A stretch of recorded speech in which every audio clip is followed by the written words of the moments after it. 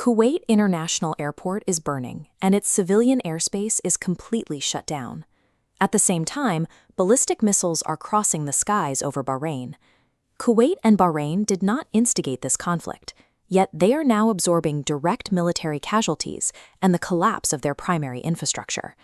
This map shows why these attacks matter globally.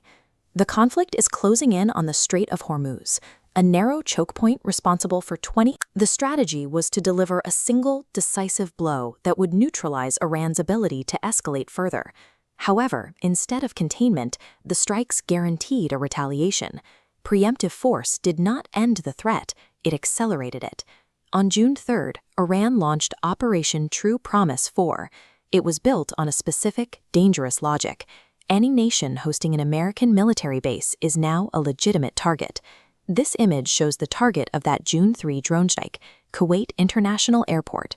The attack destroyed Terminals 1 and 2, obliterated the radar system, and resulted in civilian deaths and dozens of injuries. Because Kuwait was hit solely for its American military ties, the threat matrix immediately widened to include the UAE and Qatar. In this environment, military alliances turn bilateral disputes into regional wars. When one base is targeted, every neighbor hosting U.S. forces faces the same risk. The defensive response was immediate. U.S. CENTCOM forces intercepted a barrage of 7 Iranian ballistic missiles mid-flight. The U.S. then pushed back with self-defense strikes against Iranian facilities on Qashm Island. The confrontation then moved into the water.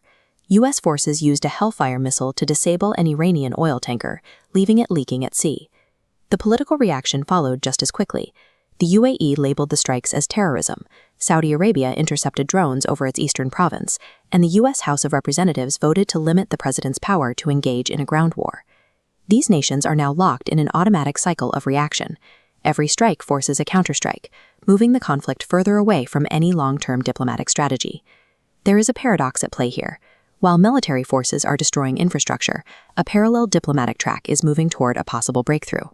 Donald Trump has publicly claimed that an agreement is already in place for the United States to enter Iran after the fighting stops and physically dig up buried nuclear material. IAEA Chief Rafael Grossi reinforced this, stating that the U.S. and Iran are closer to a concrete nuclear framework than they have been in years. Both sides are using military force to create the leverage needed for these high-stakes concessions.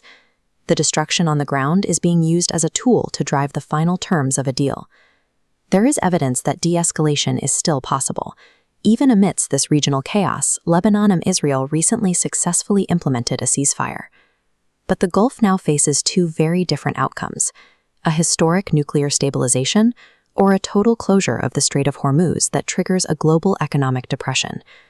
The critical decision made next by the U.S. or Iran will determine the stability of global energy markets and regional security for the foreseeable future. Do you believe this level of violence can lead to a lasting peace deal, or is the region moving toward a broader conflict? Let us know your thoughts in the comments, and subscribe to stay updated as this situation develops.